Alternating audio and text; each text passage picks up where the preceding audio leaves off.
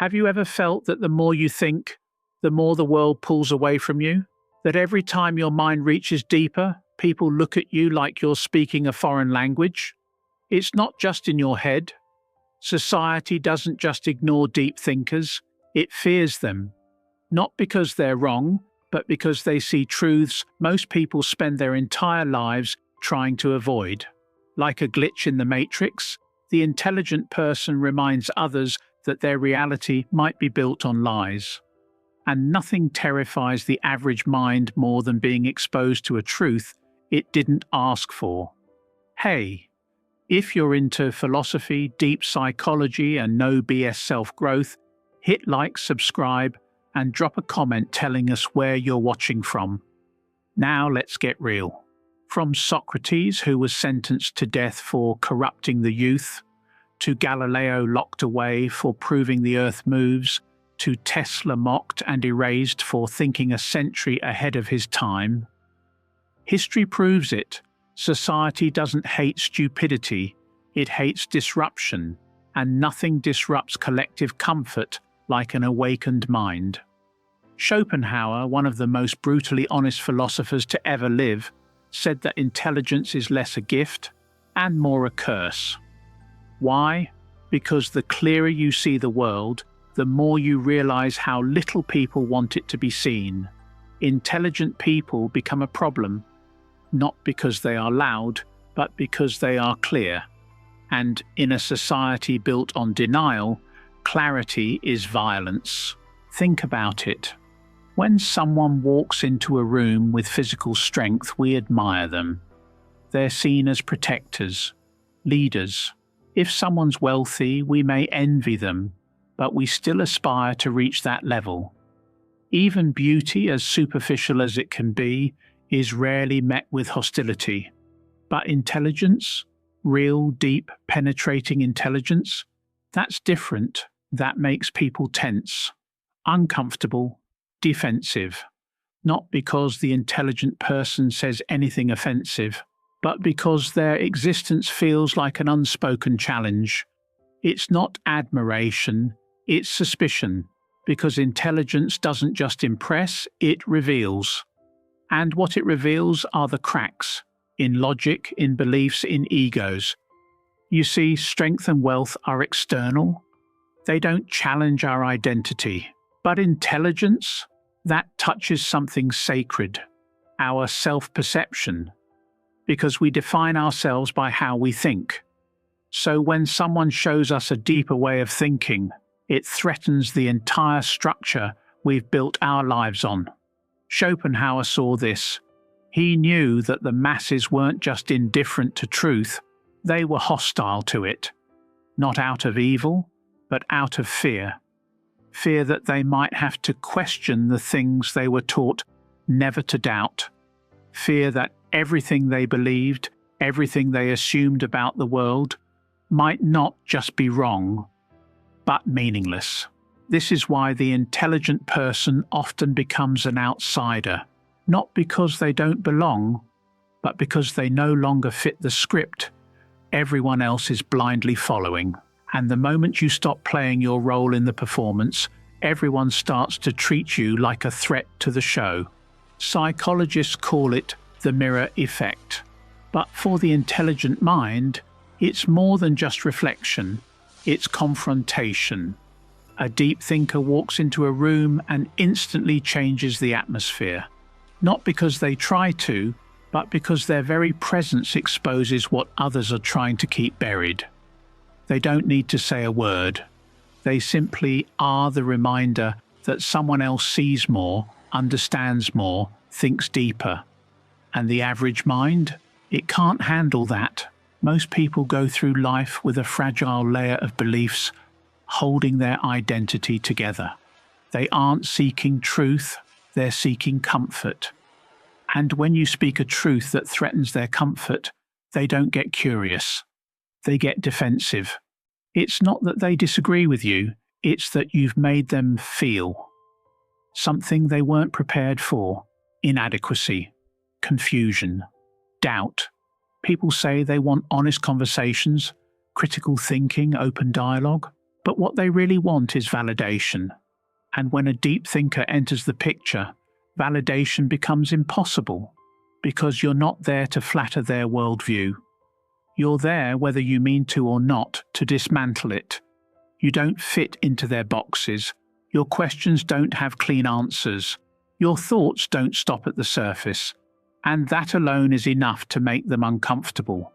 They start to see what they've been avoiding: the contradictions in their values, the gaps in their logic, the borrowed opinions they mistake for truth. And when someone is forced to confront that mirror, they have two choices: face it or reject the person holding it. More often than not, they choose the latter. This is why deep thinkers are so often misunderstood. Not because they're unclear, but because they're too clear.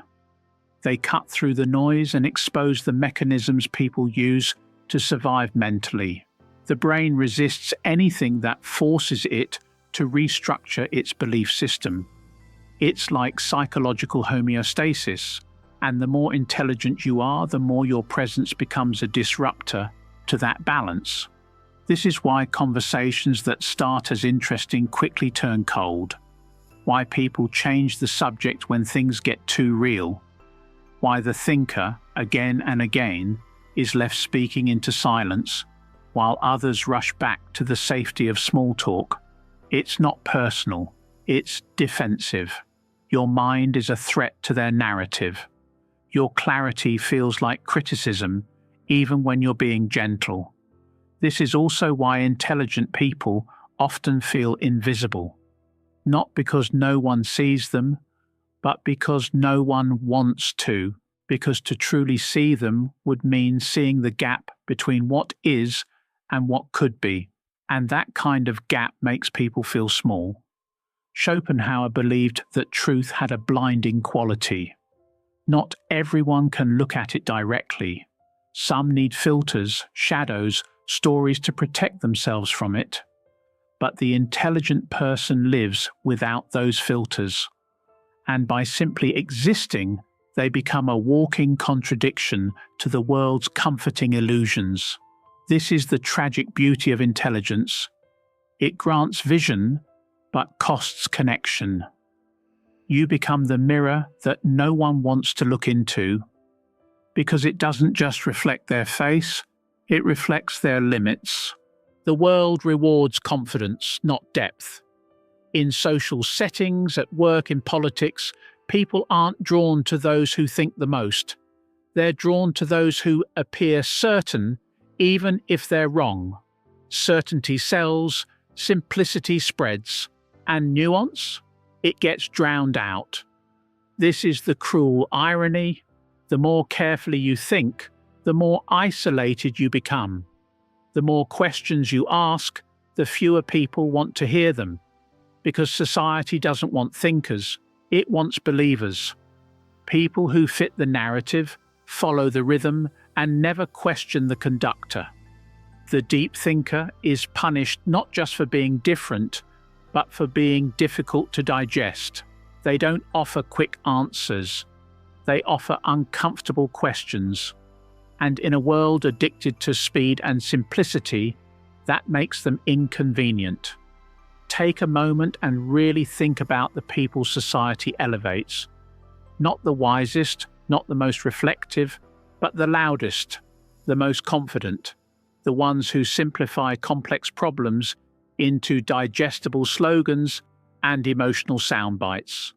The ones who never say, "I don't know," because that would ruin the illusion of certainty. Meanwhile, the thinker, the one who sees the many sides of every issue, who hesitates because they understand the complexity, they're ignored. Because they don't make people feel good, they make people think. And thinking is hard. Thinking requires effort. Worse, it requires discomfort. That's why so many intelligent voices are pushed to the margins. Not because they're wrong, but because they speak in a language most people have no patience to understand. In the age of algorithms and attention spans measured in seconds, there's no room for subtlety. You either grab people emotionally or you vanish.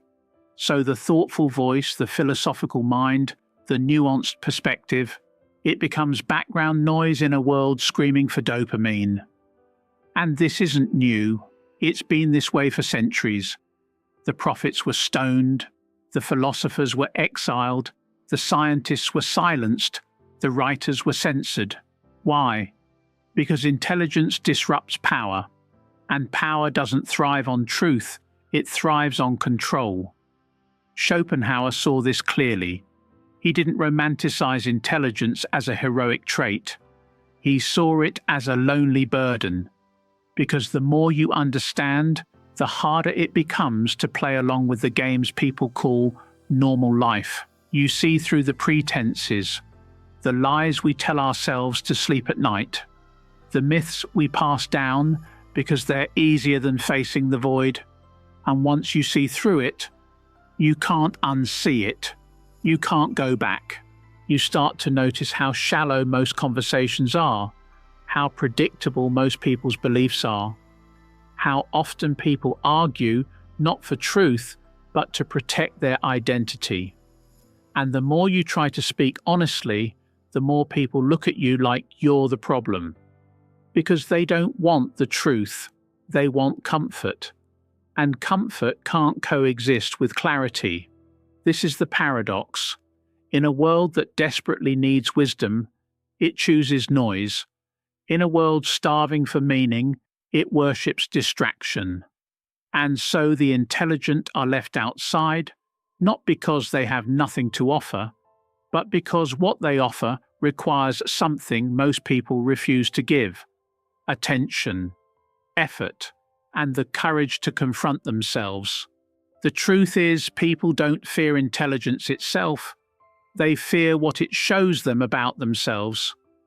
And for most, that's a price too high to pay. But let's take this even deeper.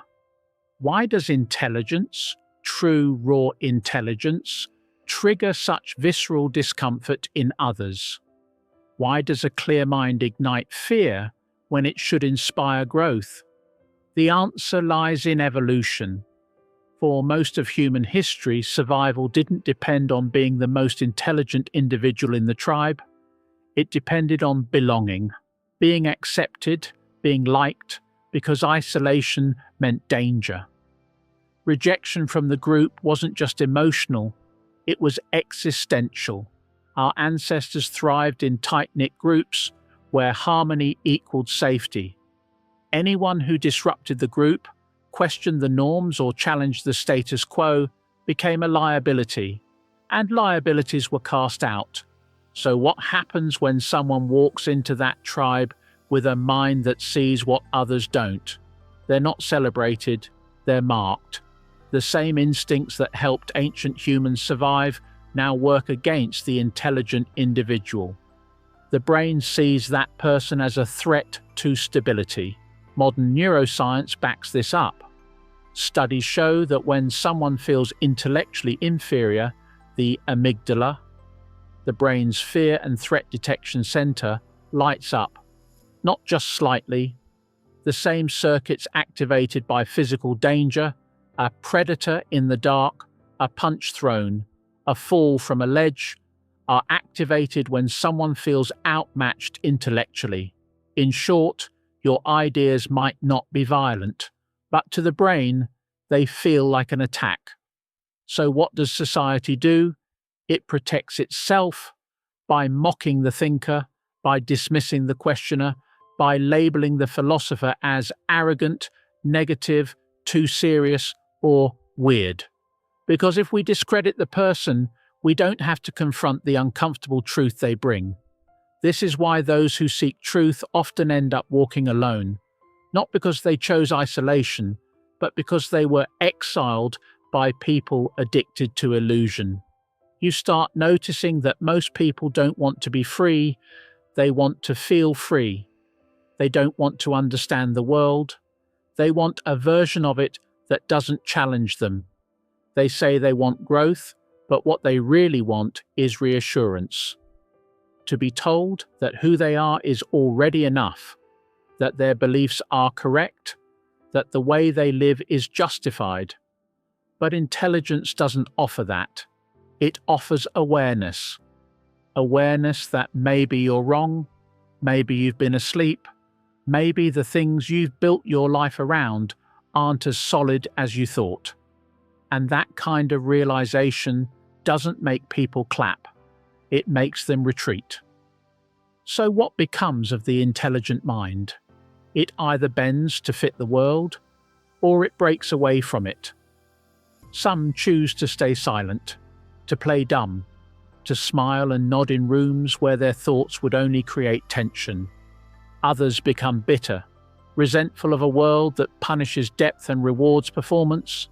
But a few, very few, find a third path, to speak the truth anyway. To share their mind, even if it costs them acceptance. To embrace solitude, not as punishment, but as the price of clarity. This is where Schopenhauer stood. He didn't hate the world, he just saw it too clearly to lie to himself about it. He understood that the intelligent are cursed not because of what they know, but because of how that knowledge disconnects them from those who don't want to know. So if you've ever felt too deep for your surroundings, if you've ever been ignored, dismissed or avoided, simply for being honest and curious, you're not broken, you're not arrogant, you're just awake in a room full of sleepers. And the cost of being awake is loneliness, but the reward is truth. And no matter how society treats it, truth remains the most powerful thing a mind can hold.